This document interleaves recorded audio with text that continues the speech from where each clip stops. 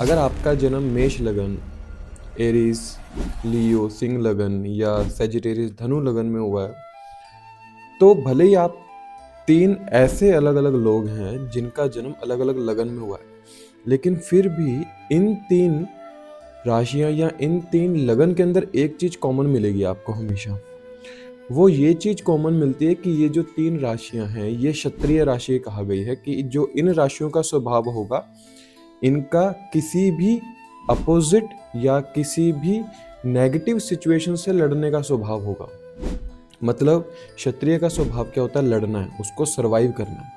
तो जब इन लगन के अंदर जन्म होता है इंसान का, तो उसका लाइफ में शुरू से ही उसका जो स्वभाव होता है, कॉम्पिटिटिव एक पर्सनैलिटी रहती है उसकी कि मैं इस चीज़ को लड़कर जीतूँगा।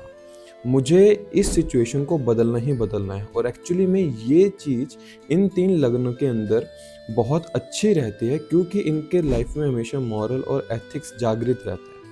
ऐसा मैं इसलिए बोल रहा हूँ क्योंकि ये जो क्षत्रियों की राशि कही गई है, क्षत्रिय राशि की एक बात हमेशा आपको याद रखनी चाहिए। जैसे श्री राम जी ने कहा था कि प्राण जाए पर वचन ना जाए, वैसे ही इसी तरह जब इन 3 लगन के अंदर आपका जन्म होता है, तो आपका स्वभाव ऐसा होता है कि जो मैंने कमिटमेंट दे दी है, मैं उस कमिटमेंट के ऊपर टिकूंगा जरूर।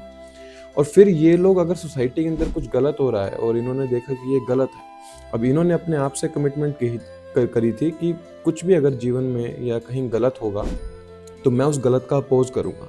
इसलिए आपको ना इन 3 लगन में जिनका जन्म होता है, उनके फ्रेंड्स बहुत कम मिलते हैं। ज़्यादातर ये लोग उस स्थिति के अंदर रहते हैं कि जहाँ पर इनका कोई दोस्त नहीं होता, ज़्यादा बड़ा सोशल सर्कल नहीं होता, क्योंकि ये सत्य कहने की क्षमता रखते हैं या फिर ये लड़ने की क्षमता रखते हैं कि अगर कुछ गलत हो रहा है तो मैं उसका अपोज करूंगा।